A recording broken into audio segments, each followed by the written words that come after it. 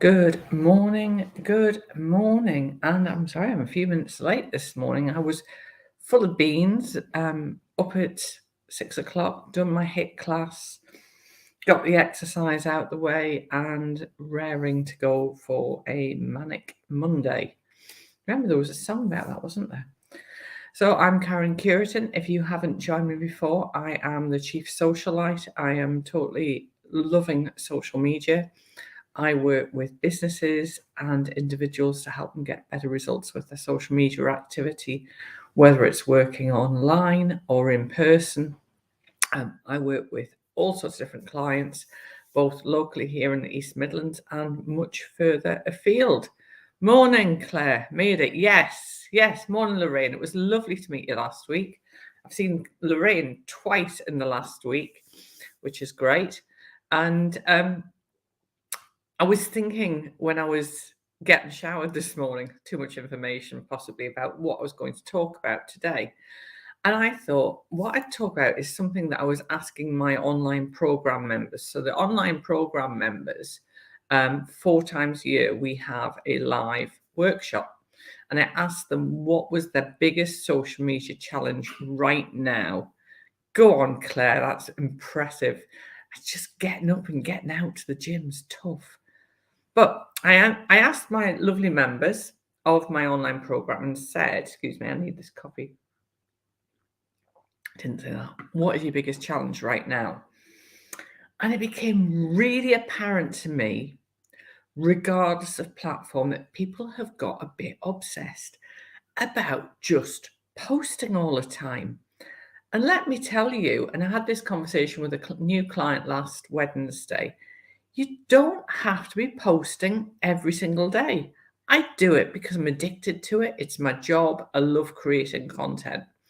But you don't need to post every day. What you need to do is have times when you are present, like now, where you are engaging with your audience, sharing your knowledge, your expertise, giving people that, I call it the whiffing factor. What's in it for me? Why would I want to work with you rather than another lawyer, another soft furnishings, candle making business, another accountant? Because where's your differentiation? And it's about the big one. This is the big one. In fact, I'm going to write a post about this for later today, which is what we forget about is it's called social media. We build, know, like, and trust.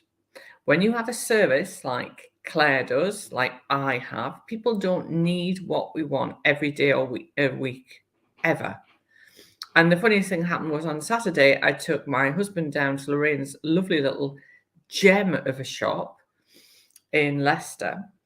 And we went to look at a seat, like a Dalmatian, ended up seeing a table, saw a lamp, saw other things. And my husband's words to me were, we're definitely going back there, Karen. What a fabulous shop.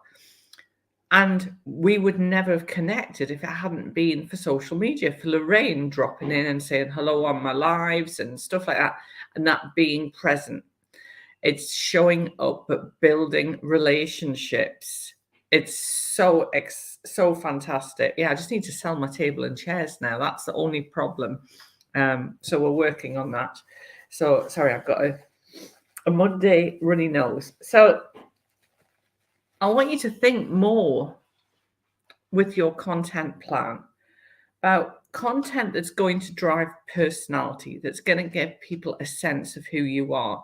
I had this exact conversation with an HR company I worked with last week, and they have got a young intern who's done his digital marketing. He's done all of his training at uni. He doesn't understand the real business world. He just thinks to create beautiful images in Canva and long form posts is going to get people inquiring. Whereas what would be far more engaging would be people within the business talking about people, photographs of people within the organization, some personality. Because when you have a service-led business, particularly Although my husband did say, Lorraine, I think is from your part of the world, and I didn't ask you. I'm guessing like Teessides originally, Lorraine. I didn't ask you that one. People buy into people. People don't do business with organizations, they do it with the people within them. It's like when you look at all these franchises and these organizations, I'm thinking particularly our local Specsavers. Don't particularly like Specsavers as a brand, but I went in, got new glasses. Do you like my new glasses, everybody? I went in 2.5 weeks ago and said, I really want some different glasses. I've got my new prescription. I'd like something that's a bit bigger. I've got a big face and I don't like these little glasses. I want something that's going to be quite statement. And the young woman that helped me, good morning, Alison. Lovely to see you. Long time no see. She was incredible. And I immediately went on and did a review for her because it's the relationship that we're building with that person. It's that waiter or waitress or barman in a restaurant that you go to that gives you exceptional service.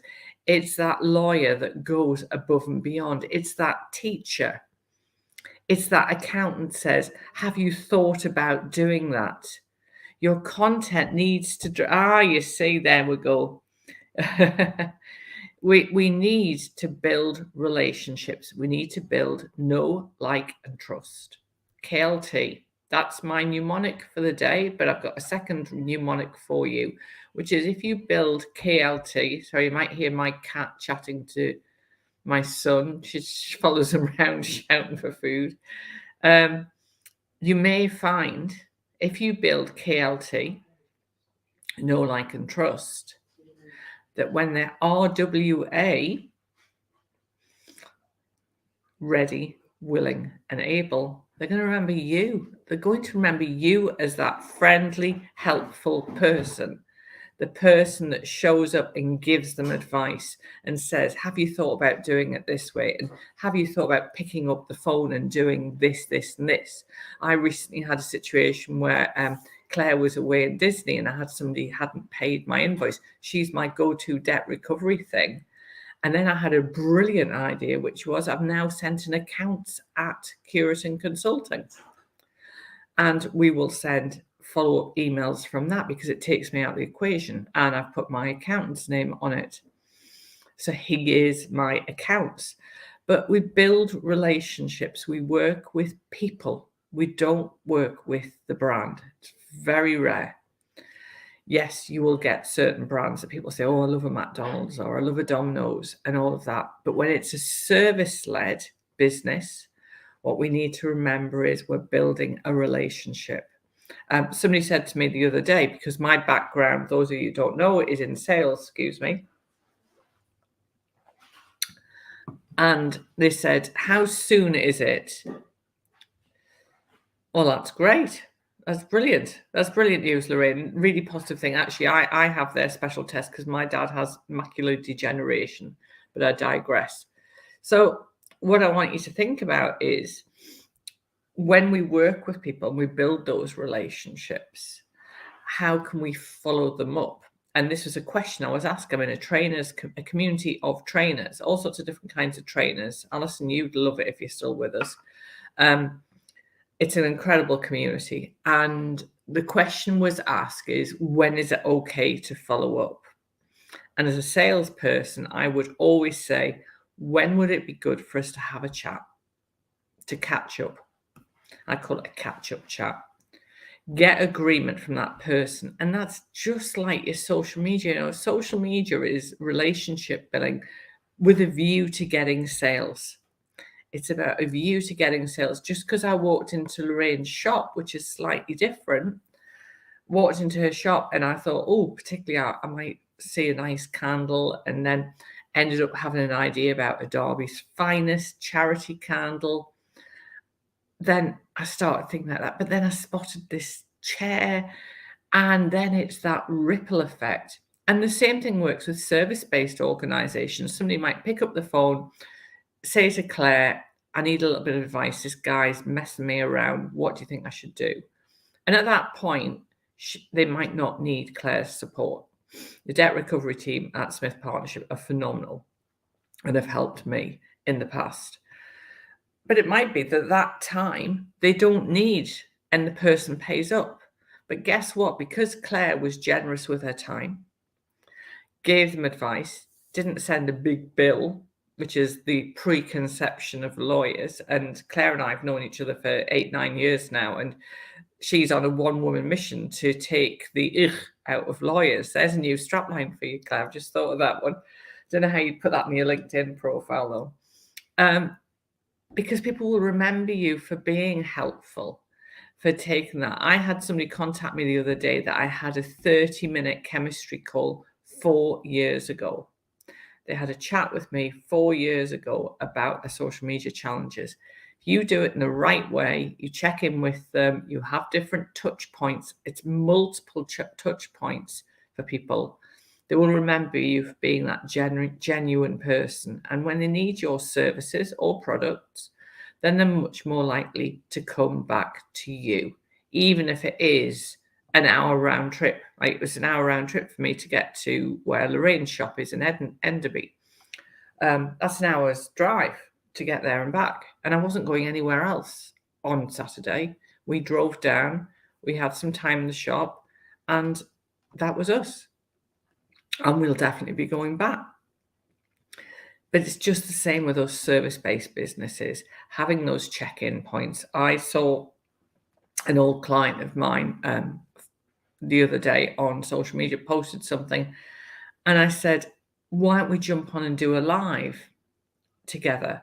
I'll drop you an email, and she's on my list of emails today. Now, I'm not contacting her with a view to doing a live for her to becoming a paying customer again. I want to support her and her business because I know that the business has gone through some changes and I want to support that. There's no agenda, and people get that.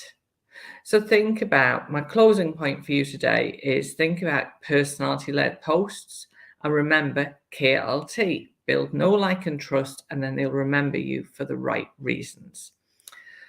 Lovely to see you all joining us today, and I will see you this time next week. Have a wonderful week, and drop me a message if there's anything you want any advice on. I'm here to help. Take care. Bye-bye.